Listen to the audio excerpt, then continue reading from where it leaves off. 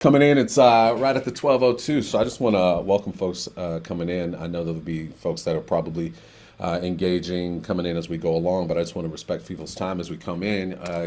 My name is Marcus Lloyd, and I get to be the founder and CEO of Threaded, which is a racial reconciliation and justice ministry that does some work throughout the country. And I'm excited to engage in this interaction we call the exchange, which is collaboration between ourselves, Threaded, and Mosaic Global. And obviously, if those who know about Mosaic, see Mark Demaz in there, fellow collaborator in this work. So excited. This is kind of an extension off of even the Mosaic conference, where we had lots of folks having different conversations, and we want to create spaces for them to continue on conversations around what it looks like to build multi-ethnic churches, to disciple people in multi-ethnic engagement and cross-cultural engagement, and what it looks like for us to be the multi-ethnic church in an environment that we're in our current space, where the world around us is becoming more and more diverse. What does that look like, and what's the role of the church? The exchange is a place where we bring in leaders and folks who are passionate about this and allow them to exchange ideas. We want to mine the gold that's in the room every time we come in here. So we do have some folks that are going to speak from a place of understanding and knowing, but we also want to get and explore what the folks everyone else in here is engaging in, and what they're learning and how we can learn from each other. And so today we are going to be talking about this question and this concept of really responding to resistance in the midst of the things that are going on, and responding with grace and having a strategy for that. I think what we recognize is in the world right now, we're looking around, and we probably sometimes wonder, what's happening with Christianity. And as these conversations, particularly around racial justice and reconciliation, grow a bit more complex and more contested, I think many folks who are in leadership in the space discovering that the strongest resistance that we're having is not necessarily from outside the church, it's actually from inside the church as we talk about race and culture and ethnicity. And that's hard, right? And sometimes that pushback can feel personal. There's a lot of tension that's created, and sometimes it can be very costly, even losing folks who are a part of your ministry and the work that you're doing. And I think as we foundationally think about the Revelation 7:9 passage, the kingdom of every tribe and every nation, we know that there's a future hope that we're being called to. And this is set ultimately by God. And in that sense, we know that Jesus himself, even as he was pursuing this work, he experienced resistance too. And so there's some great things we can learn about that as we go forward. So today, as we do this, in this exchange, we're going to explore how can we respond to resistance, how to stay rooted in love without, retreating from the truth that you're ultimately offering, how to lead courageously when unity can feel fragile at times, how to discern the differences between what's conflict and conflict that refines, and opposition that kind of derails what you're doing, and then how to remain anchored in the kingdom or in a kingdom vision when the cultural tides shift. So what we've done going to help us engage the conversation. We've got two doctors in the house today, right? Some PhDs in spots. We've got Dr. Eunice Hong, and we've got Dr. Harry Lee. And Dr. Hong, I'm going to let you articulate, but I just know that you're over at Wheaton College doing a lot of research. You want to tell us a little bit more about yourself so that the audience can know? Yeah, thank you for the opportunity and the invitation to come share a little bit about what I've learned over the past few years as I've collected stories and listened to uh, different people as they experience multi-ethnic, multicultural churches. So I serve as the Director of Research for the Doctor of Ministry program here at the Lipton Divinity School at Wheaton College. And yeah, it's absolutely my privilege and joy to be here. So thank you. Yeah, we're glad to have you, and it's always fun. I know you were at the conference as well, and so being able to kind of go a little further is going to be super helpful. We also have Dr. Harry Lee, who I've known for a couple of years, has engaged in lots of work around cultural intelligence, but also as the senior pastor over at Mosaic Church in Little Rock. I know that in the midst of creating this multi-ethnic, multicultural space, there's lots of important stuff that you can bring, Harry. So anything else you want to engage or let the audience know about you and the work that you're doing to speak into this subject a bit? You are muted if you're offering anything substantive. After all that, I mute myself. No, I'm a little nervous. I didn't know Mark was going to be on the call with me. He's just Oh, like 10 feet away at his other office. So he's going to be fact checking me the whole time. that's right. But I've been at Mosaic Church for 23 plus years with Mark. And, my whole journey into multi-ethnic ministry was sitting down with Mark over a cup of coffee and him painting this picture for a church that was built intentionally from day one to be a church for all people. And the minute he laid that vision out, I could not sleep. I didn't sleep for days. All I could think about was this church. And that's how it all started. 9 months later, quit my job and moved 2,000 miles and my family of five to be here and started working at Mosaic since 2002. Yeah, no, I love hearing that kind of journey into this multi-ethnic space that you're working in. And I know, Eunice, I don't know if I even really asked you to articulate that a little bit. You know what I mean? Like, help us know your journey to even this work of multicultural, multi-ethnic ministry. Yeah. So a couple years ago, actually, a colleague asked if I wanted to write a book on multicultural churches, but it really caused me to think because there are so many books out there written by Harry, written by Mark, so many books already written on the topic. So what can we add? We visited over 15 churches, interviewed over 62 people, pastor, church leaders, even church members. And I'll share a little bit more later as we continue to have conversations. But we came to find that there are a number of different ways to define multi-ethnic or even multicultural ministry. And one way is not necessarily the correct way. I think it really depends on your context and even your constituencies. So, for example, we were talking a little earlier, Marcus, right? I grew up in an immigrant church, which is not necessarily multi-ethnic, but it's multicultural and it's very multilingual. And so, kind of trying to define and better understand what multicultural means in different contexts.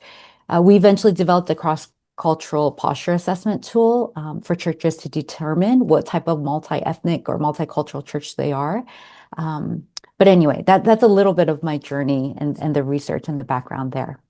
Yeah, and I really appreciate that. I mean, even the way you're articulating this differentiation between multicultural and multi-ethnic, I mean, it makes me think about the Book of Acts, where ultimately in Pentecost, which we're going to be celebrating here in weeks, right? Like that experience was a multicultural Mm, experience, right? Like it was the yeah, same ethnicity, but yeah, they're experiencing different things from different parts of the world, and there was still resistance and pushback, which we immediately get to when the Hellenistic Jews are coming in and going, "Hey, we ain't getting our food." You know what I mean? So mhm, there's ways in which that space could easily turn into a place where there's resistance to even wanting to make a change, right? And then we see Acts 10, where it becomes a multi-ethnic experience with Peter and Cornelius with the Gentile Pentecost. So we've got all of those things in play, and we recognize you're articulating it as multi-ethnic, multicultural, multiracial. That as we have these conversations in this particular environment we're seeming to run into pushback. And I know I alluded to, this in Luke 4, where he comes and ultimately opens the scroll of Isaiah and kind of puts his mission out before. And then the people are there and they're so excited about what he's going to do for them. And he's like, hey, just so you know, I'm not just doing it for you. I'm also going to be doing it for the Gentiles. And people are like, what? And they were like, we got to kill this dude. Right. So that's obviously a lot of resistance that immediately came to Jesus. I don't know if you've experienced resistance where people want to throw you off a cliff, like Jesus did in your ministry, Harry. But I'm sure you maybe experienced some resistance from those who you thought would be allies and those who you thought would be and those who are fellow believers. Anything to help us with that, or any stories to tell on that?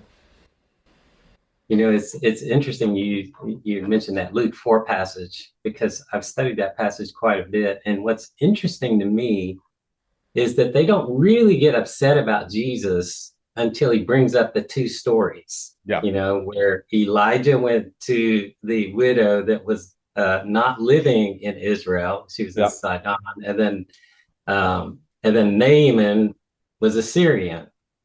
And what's interesting is, out of all the great stories out of the Old Testament, he picks the two where God went to the other. Hmm. And it wasn't just that, the gospel is more than the Gentiles are included, but what really ticked them off, I'm convinced, is the fact that in these two cases, Jesus brings up God preferred them Mm. over Israel. and because the way that shows up in our ministry many times is like this.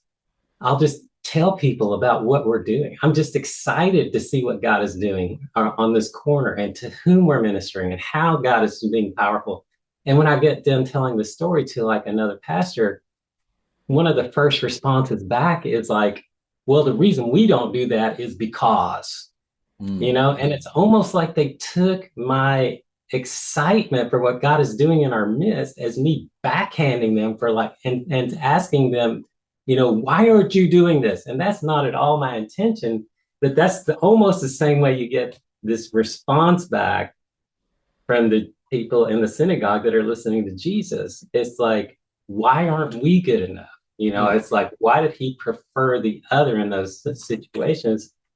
And the other way I've seen it really kind of play out is one time a pastor actually told me that, they've been watching us for all these years. And he basically said, we were almost hoping you would fail. Mm. And the reason that he said that is because we know how hard this is. And if you had not, that if you had failed, it would have given us a good reason not to try. Okay. Okay. And, when he expressed, he didn't say those things directly, he implied them, but it just goes to show how intimidated people are and how those defense mechanisms spring up in such a way that even though they don't say they're against you, Uh-huh. they're against you. Yeah.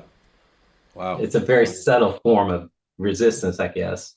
Yeah, and I think what's interesting about what you're saying, or what I'm hearing, is there's ways in which, obviously, as you guys were trying to grow the ministry and engage this ministry of multi-ethnic church creation,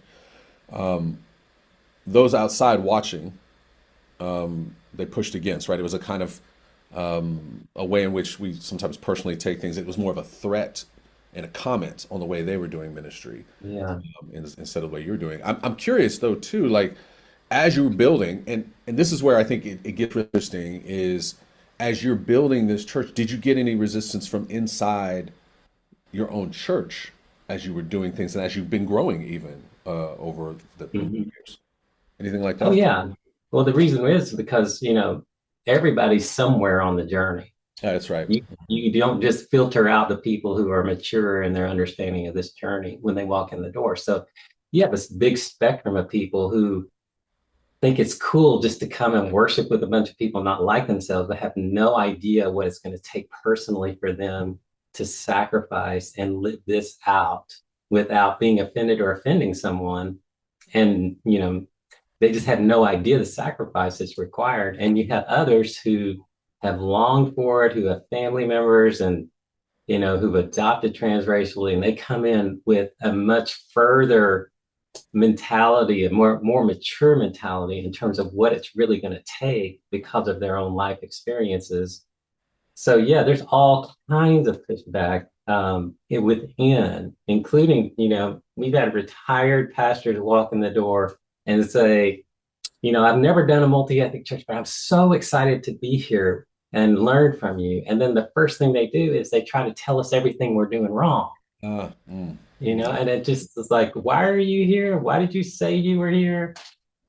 So Mm. yeah, there's a lot of different experiences that will make people think they know what's best to do in this situation, and they have really no clue. And you just have to be patient and hopefully walk along with them Yeah. long enough for them to, if they're willing to stay.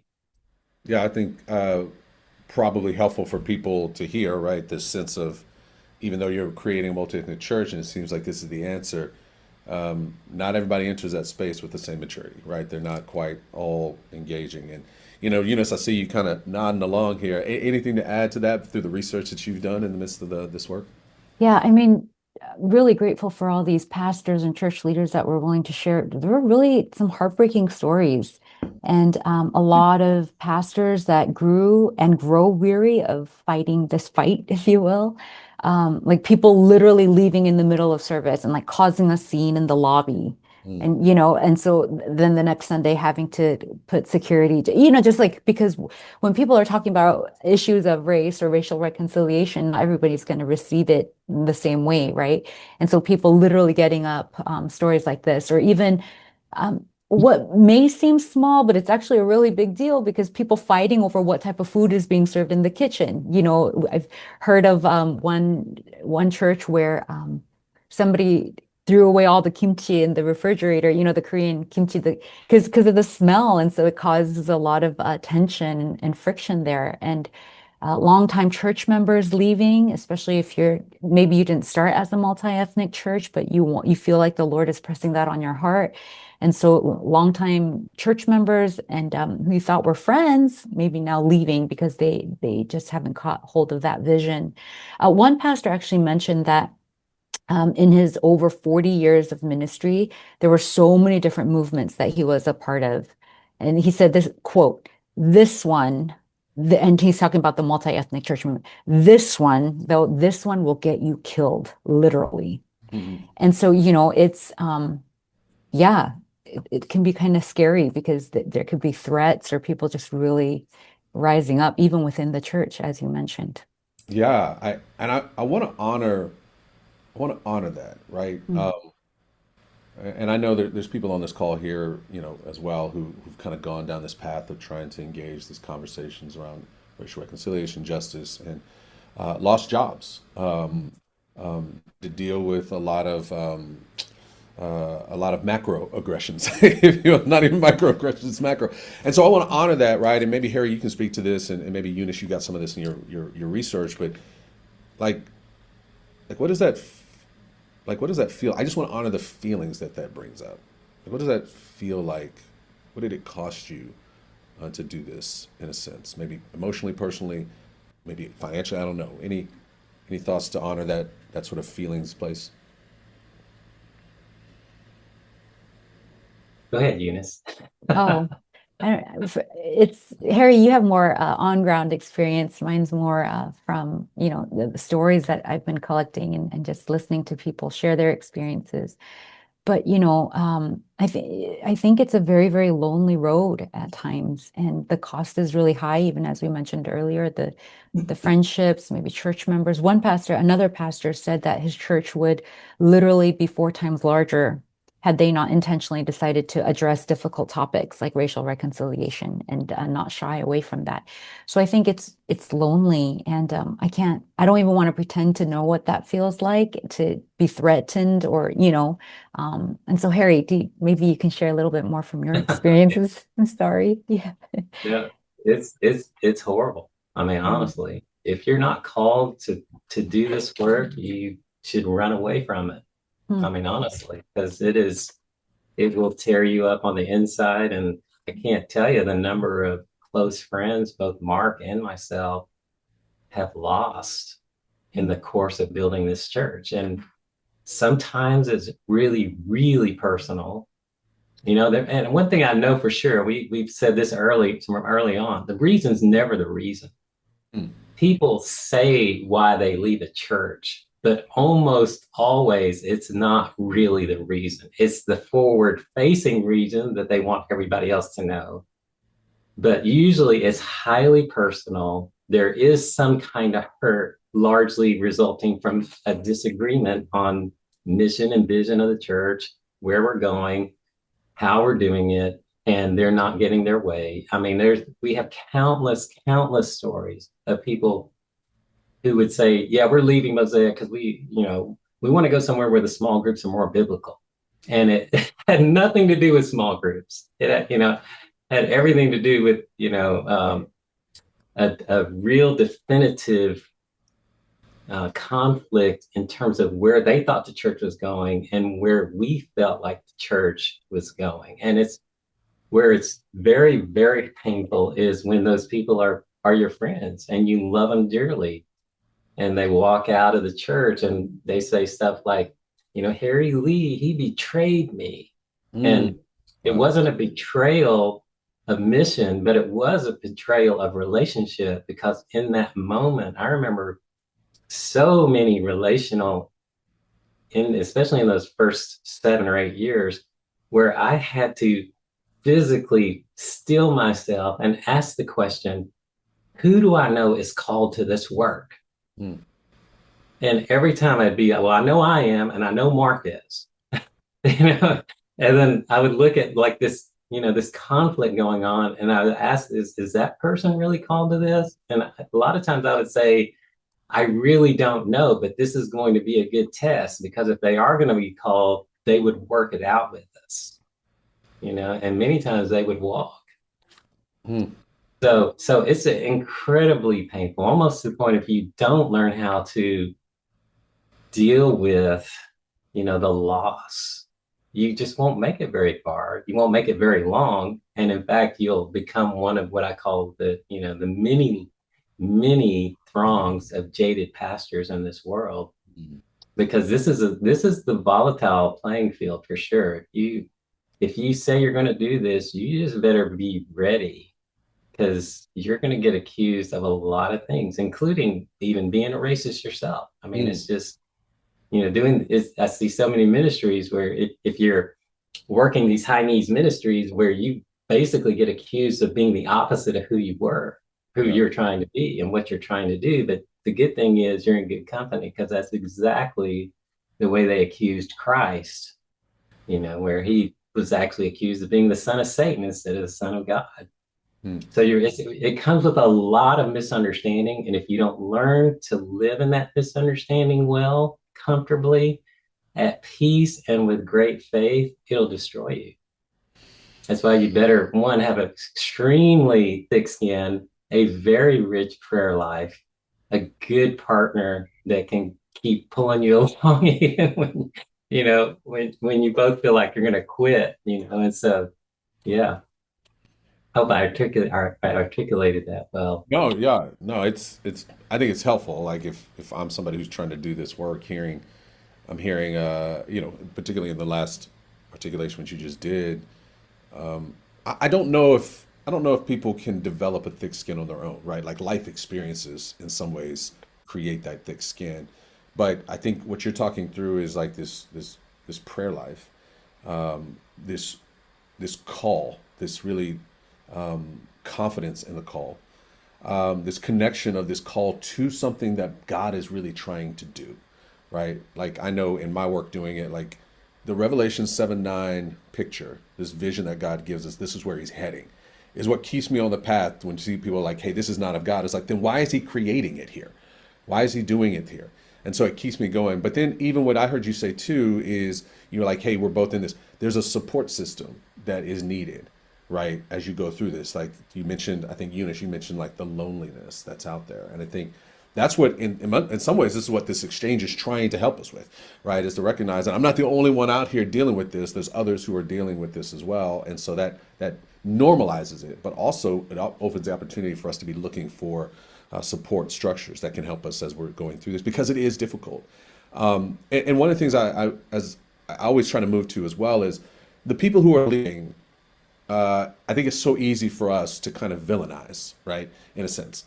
One of the things we always talk about here is nobody's a villain in their own story, right? We're all heroes in our own story. And so the question becomes when people do the things that you mentioned, Harry, or maybe the things that you've heard, Eunice, in your research, when they do those things, how do we start to get curious about what's behind that? That is supposedly, in their minds, heroic. What might we be able to kind of own even in this space that might be behind some of these fears and wounds and values that make people push back? Anything that you can think through that might be behind it that we can kind of be curious about, or maybe you've asked the question. Curious. Well, I think again, for me, maybe I have an unfair advantage because of my position as a researcher, I'm not Yeah. being attacked directly, macro aggressions, right? Even Yeah. as you mentioned earlier. But, I'm really curious as to why people respond the way they do. So my natural response is to ask questions, to try to listen, to learn, to engage them.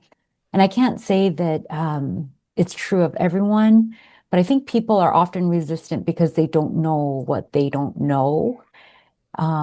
And so, inviting people to have an open conversation. And then, the point isn't necessarily to win them over, but to listen and dialogue. And then it's okay at the end of the day, maybe to have different opinions and just walk away with that, because people are entitled to their own thoughts and opinions. But if we're able to walk away from the conversation with better understanding, I think it's a win. But it's always difficult to let go of what makes me comfortable. I mean, I don't even say that as a researcher. Like, I want to be comfortable. Yeah. I know what I know, and I want to keep what I know. And to make room for cultural others is uncomfortable. Like, to sing a song during worship, even if it's worship, in a completely different language is uncomfortable. Like, I don't feel connected to the song. It's confusing. It's hard to understand, like, why do we even have to do this in the first place? I don't feel quote unquote blessed, right? And so, yeah, I don't want to give up my comfort. And maybe that's a little bit of why that drives people to push back. And people might not say that blatantly or bluntly, but yeah, just kind of having to let go of being comfortable. And then also it can be really messy. Perhaps there's a lot of trial and error involved. We're still kind of learning. A lot of churches are just starting this journey, so still trying to figure out how to do this well, and then pivoting. It's a lot of churches you hear, oh, we tried this, but then we tried this the next season, and we tried. And so a lot of times, even that, we want everything to be like neat and predictable and packaged and error proof. And church should definitely be like that, because cleanliness and is godliness, and everything should be very neat like that. But again, if it's messy, it's going to cause discomfort, and I don't want to be part of that. So maybe some of those fears or feelings that might be behind why people do what they do. Mm. No, I think that's interesting. I mean, the tensions of things being unpredictable, Mm. um, and maybe not geared towards me, right? That's where that uncomfortability is. And we live in a society, ultimately, particularly if you're part of the majority, like everything's been sort of worked for you, and place spaces where you go in that's predominantly a non-majority space, right? If you are a part of a black church, a Chinese church, a Hispanic church, like those places are worked for you, and now everybody's got to sit in this uncomfortability, and you got to be comfortable with that uncomfortability, and to some extent, right? So that's interesting. Maybe that's part of what's going on. I don't know, Harry. Have you been curious about that as people leave, like anything with their wounds and fears or values? Yeah, there's so much of it that's just tied to, their own personal stories. I mean, sometimes it's tied to trauma. Yeah. I mean, you know, and sometimes it's tied to just, the cultural bubbles that they've lived in their entire life. They're not even aware, that there's, a lot of different bubbles that I think people, when they walk in, they think it's cool. But then when those bubbles start getting popped and they start having to question some of their own perspective, uh, that it's hard for some. Some are like, I'm not ready for this. Some are, it's painful. Some will, go to they'll think it's a hill to die on. And those bubbles are, everything from political bubbles to socioeconomic bubbles to theological bubbles. I mean, you just name it. It's just how strong the bubble is around the person and how willing they are to be questioning something a little bit outside of their comfort zone or a lot outside of their comfort zone, and being willing to walk through that. That's where I think a lot of the stuff where they just react and they're not even realizing they're reacting defensively or out of trauma or insecurely or whatever. That there are many times when they're faced with these assumptions that are making them question some very deep things in their life that they knew or fully convinced were fundamentally true. That's where a lot of pain comes out, a lot of resistance comes out, and all that. Mm.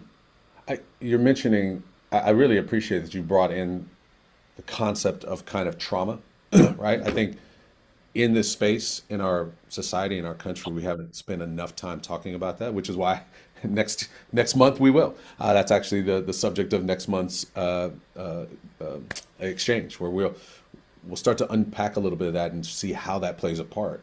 because I think that that can help us have a little compassion, right? If in the midst of how Mhm. people are reacting, if there's these unknown traumas that's underneath that's getting hit, wounds that are being hit. I'm curious though, for and maybe you can start with this, Harry. Like you obviously been on the ground in the space with this resistance. Um, what has that taught you? This resistance. What has it taught you about yourself, your community, your work? Anything on that, and then we'll come to you, Eunice, after that. Yeah, number one, it's not up to me. I mean, definitely what happens in those moments is out of your control. You know, I mean, I wish we could snap our fingers as pastors and every person would fall in line with what we want them to do. It's just like I'm sure Jesus wish he could snap a finger and we would all be fully obedient to what he wants us to do. Mm, But people are on a journey. Every single person is on a journey, and so much of it has to be relinquished into his care. I mean, what we say so many times is, we'll walk with you no matter how far away you are from God, no matter where you are in life, how mature you are. Our church is really patient. I mean, just with walking with people that other churches would probably go, you probably should go try Mosaic. I mean, it's, the people, and I can't tell you the number of times that happens where somebody will walk in and say, yeah, my church told me I should try Mosaic, and there's reasons why. But we'll walk with people where they are and just patiently let Christ kind of work it out. And sometimes, the big rub in the church and a lot of the conflict is who gets to decide how long we wait? Because mhm, there's some people looking at that person walk in and go, then they're going, what are they doing here? mm, And so it's both of those. It's not just the resistance of the person, it's the resistance of the people watching the person as well. yeah. And not understanding their trauma, because there's resistance in that. There'll be people walking in and they'll go, I don't understand why that person is still fixated Oh. on the race issue to this level. Why can't they just get over it? Mm, And I'm like, were you the 6-year old that caused your mom to get fired because you drank out of the wrong fountain? hmm And they're like, is that what really happened? Yes, that's why. There's some trauma in there, and you don't get to decide how long it's going to take for God to heal that. So there's all these very complex, nuanced situations that somebody's got to kind of just help others see. We're going to walk, we're going to be patient, we'll let God kind of work it out. And so definitely the most important thing for us has been it's not even in our control. It's allowing everybody to understand God is the one who's working in the hearts of the people here. Let's let him do his work. We'll all know when it's time, whatever that time is. Maybe that they come to Christ. Maybe that they walk out of the door. You just never know. mm. You know, I'm interested. I want to come to you, Eunice, in just a second here. But Harry, one thing I want to ask. Obviously, I know you guys with Mark and whatnot. Uh, in Mosaic's work, it hasn't been smooth sailing all across the board, right? Like, I mean, I know that there's some great stuff and things that we're seeing now on this side of it. When you think about dealing with resistance and pushback, do you have any sort of scenarios in which you didn't get it right and you have regrets? And how would you have changed it? Anything of that nature? Um, Gosh, can Mark unmute his mic? He's probably got we probably have a lot of stories on what not to do. Well, if you got, Um, I'm sure anybody, right? Because I know it's easy in some ways. We're going, hey, here's when we did it. Well, yeah. um, Here's what I will say. We have tried exceptionally hard when people leave, for whatever reason, to make them feel blessed. I mean, especially in the early days, we would almost like pull people up at the end of a service and say, "Hey, this is this family's last Sunday. They've decided, this church isn't for them. They're going to move on, and so we want to bless them."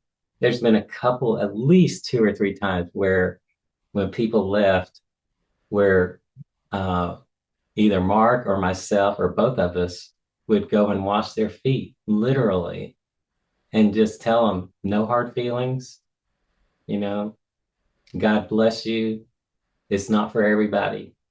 And so very rarely have we played the typical, let's get them off the website like in the next 10 minutes. Right. And let's pretend like they never existed again. And nobody is supposed to talk to them. In fact, we just worked really hard to do the opposite. And I don't know. I think that's part of the reason why, we were just even talking not that long ago, the rise and fall of Mars Hill. We have all the same stories Hmm. that they had, but they ended differently than us. Yeah. And that's probably one of the reasons why there's not a rise and fall of Mosaic Church, out there. Yeah, and it's really easy, obviously, in the midst of pushback, to go towards this work of defensiveness and things. I think there's a growth pattern in the midst of engaging in resistance and learning what works and what does. I don't know, Eunice, any way in which it's that you've seen it teach you or teach others that you've been researching about themselves about how to engage this a bit? Yeah, I'm grateful that listening to these stories also gives me opportunity to pause and reflect, and there's a lot of that, right? So I'm really grateful for that opportunity. And even as we mentioned earlier, and even as Harry mentioned, it's a lonely road. And Harry, he was talking about how he looked around and all he had was Mark. Like, I mean, and Mark, you're a great person, but it's like just your partner, right? Nobody else around that has this vision with you. So it's a lonely road, but it's also a really slow one. Harry, I think you mentioned, the amount of patience that's required. I'm very much a go-getter. Like if I have a vision to do something, especially if I feel like it's from the Lord, I'm like, go, go, go, and I'm just going to bulldoze whoever I need to, or I need to accomplish this goal like yesterday. So I can be very, very go, go, go. But this work isn't necessarily about go, go, go, right? It's relationships, multicultural, intercultural relationships are just sometimes we need to slow down. I mean, yes, we need to push and persist, but it's also important to kind of look around to see who's journeying with me.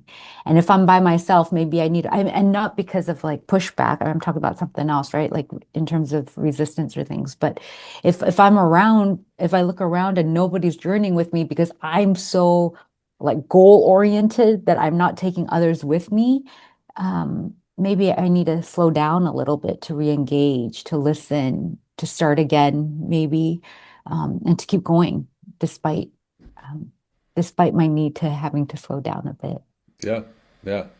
Obviously, we've been talking about the resistance, and I know as a person who's worked ministry plus years and vocational ministry inside churches for years or so, there's a learning, particularly as a person of color in that space. I've worked in predominantly majority spaces, and when you start talking about race and all these things, there's a lot of pushback in those spaces.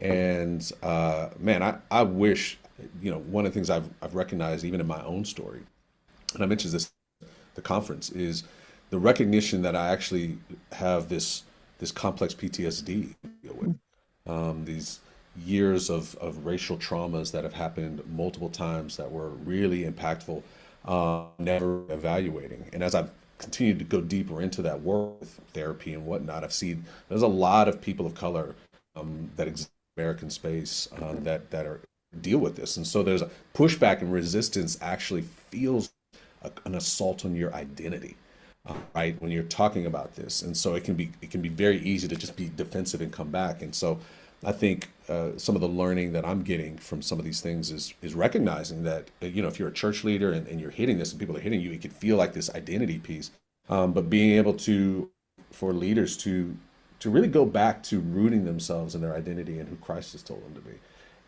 that Christ has put on their life, and in the value that Christ has put on their life, right? And so I know in these movements of going towards programs and concepts and things that are that hard, like moving towards multi-ethnic church building and engaging your community in multi-ethnic ways, you can get this pushback. But what are some, maybe Eunice, you raise Harry, you too, is like your community, Harry, this is probably for you. Your community is multi-ethnic, right? you've got these moments that are there any moments you can think of that, man, it wouldn't have happened if you had listened to this resistance? You know what I mean? Like this wouldn't have come about if I had actually like had to be confident in my call to do this. We did it, and now we experienced this. But if we had gone the other way, we would have missed out on this thing. Anything to share on that, Harry? Oh, there's so many of those I know there's probably stories. a lot, you know, but Yeah. I mean, every aspect of what you do is going to get challenged. And I mean, the story Mark tells the most is probably about our worship and our worship leader. And, you know, one of the one of the leaders saying just didn't like the way he led worship, didn't like his style. Of course, he was different. He was young, he was new, he sang in a different way. So much of the resistance and the uncomfortability part is not in what's happening, but in quote the way it's happening and whether or not it fits with their world of the way it should be happening. And there was a guy that said, if you hire this guy, he's going to, you know, destroy this church.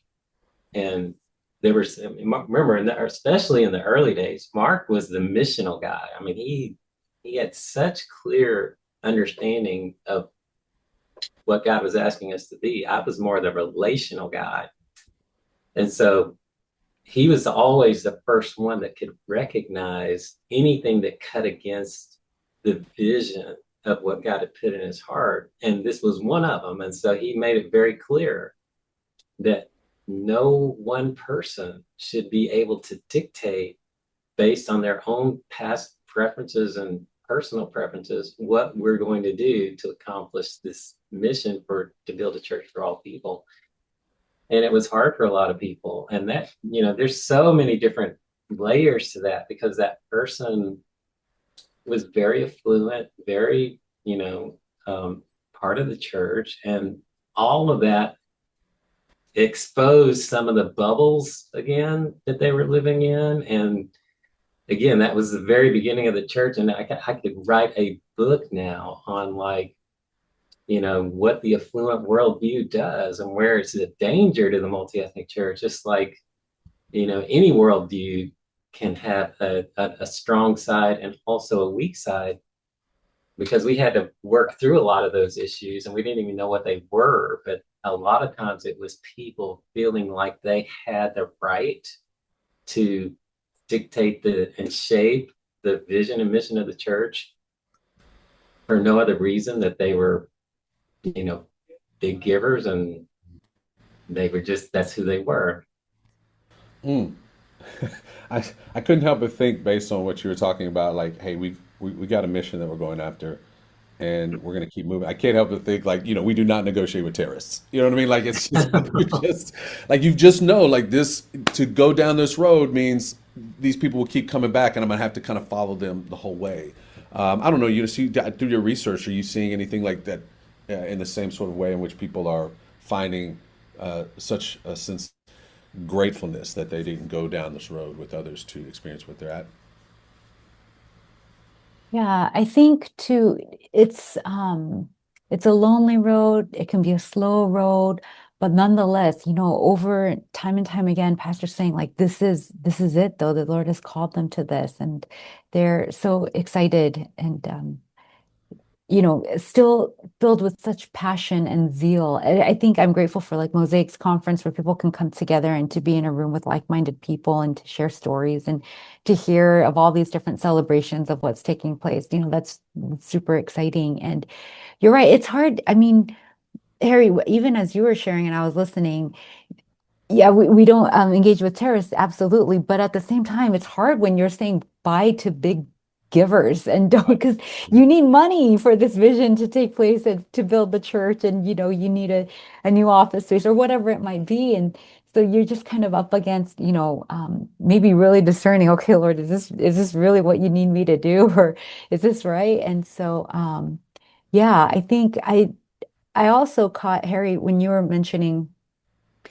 Um, I appreciate that you and Mark work well. So so well together because maybe Harry, you're more relationship oriented, even as you, or you're more relational, and maybe Mark is the visionary, and so you complement each other in that way. And so, what a gift to have people around you that can discern together and to pray with you, and to just say, yeah, we're gonna continue on with this vision. That's that's very cool. Mm. Yeah, Yeah. Well, we've that's had to learn to fight too, though. Yeah, sure. so obviously, I love that. Hey, we had to learn to fight too. I think that's a really, Mm, really, it's not flippant, right? Like I think that's part of the work. mm, And again, fight can be one of those pejorative types of words that people like you should never be fighting. But I think it's the fight for something, right? Fight for the vision, fight for the mission that you're trying Yeah. to pursue. So And it's we kind of, let me oh, just go let me ahead. just say this because there's a lot of conflict just on staffs and multi-ethnic churches. yeah. I mean, we're all so different, right? And so if you don't expect conflict, you're just fooling yourself.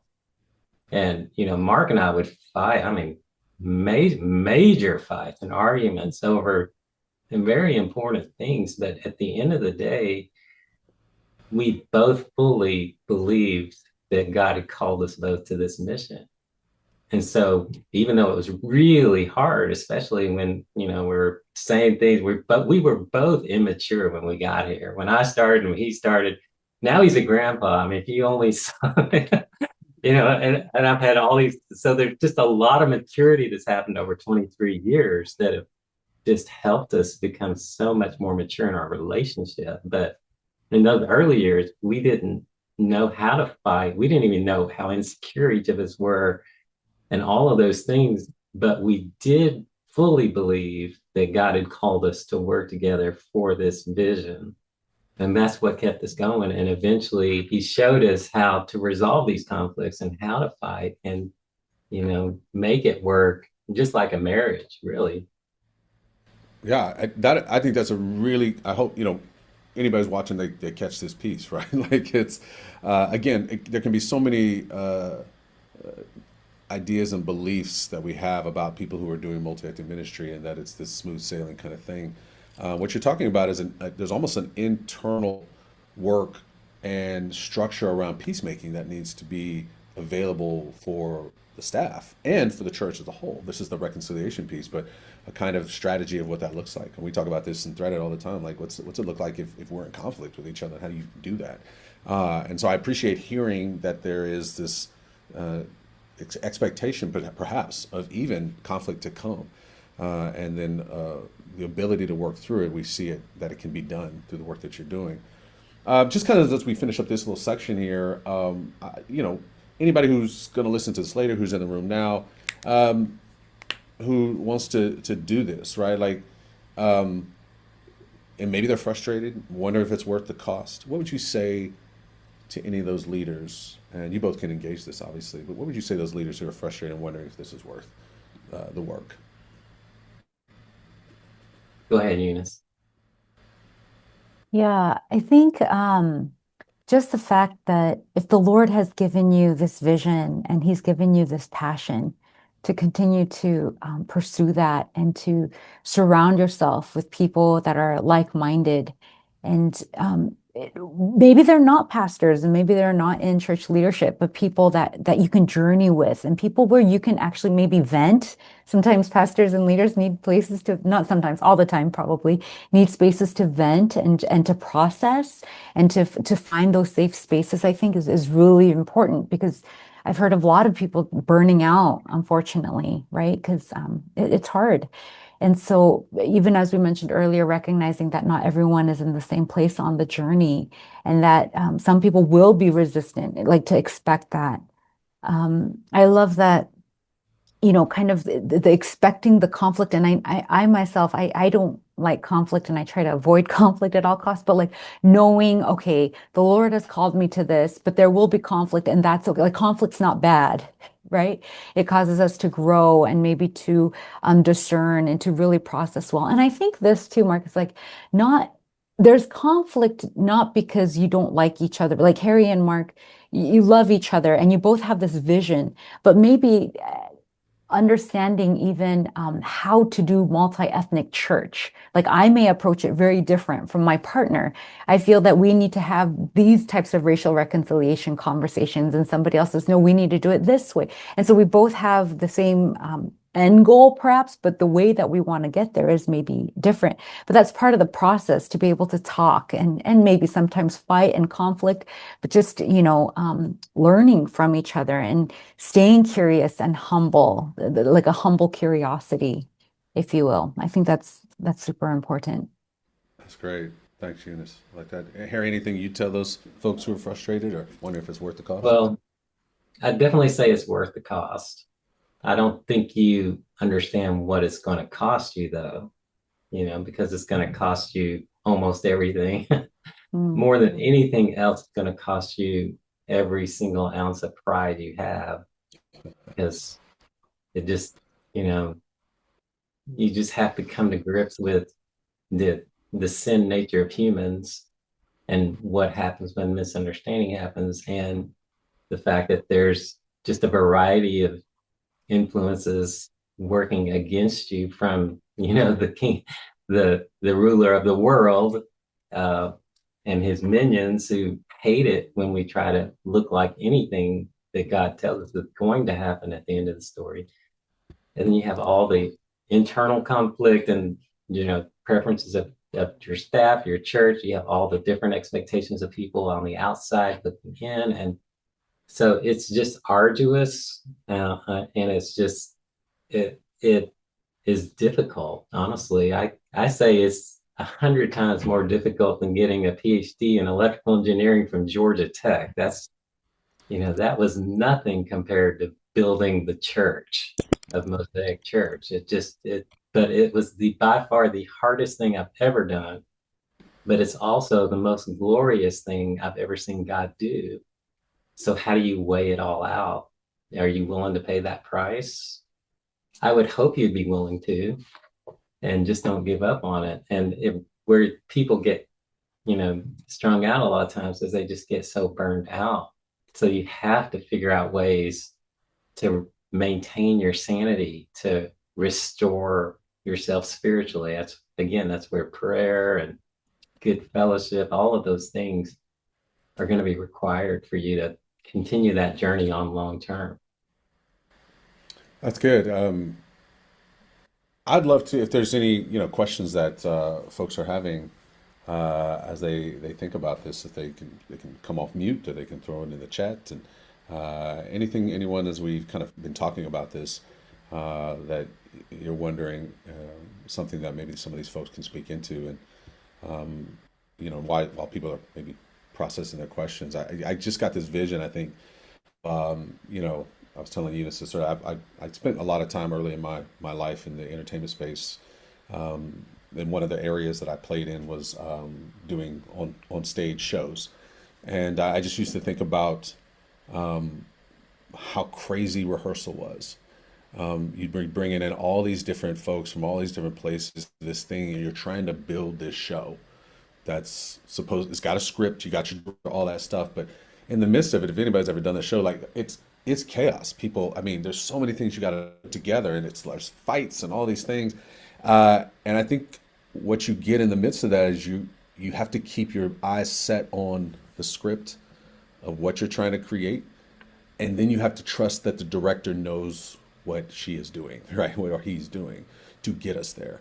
I think that that's probably what a lot of this work is in multicultural, multi-ethnic church building, probably in most cases. But if we're talking about it in this context, it's like you're going to bring a lot of diversity and things into the space, and they're going to have different gifts and all these things. You got to figure out how to work together. But the only thing that moves you forward is you believe that this where we're going is important, and you believe the God who's trying to get you there knows how to get you there, and you're trusting in that. So I think that And Marcus, if I could say one other thing to those that are kind of frustrated and wondering if it's worth the cost, because there'll be moments if you stick with it that God will be so clearly present and affirming to what you're doing.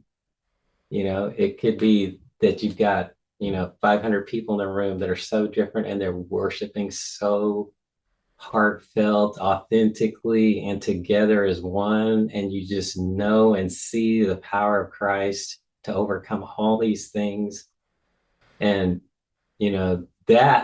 that greatly outweighs the difficulties, so if you keep building and building and building, and you get these little glimpses along the way, and then all the stories of just people who have been transformed, not because of some program, but just because of the fact that I was attracted to this group, because nobody fits in here. I mean, we're all misfits, I guess is the way.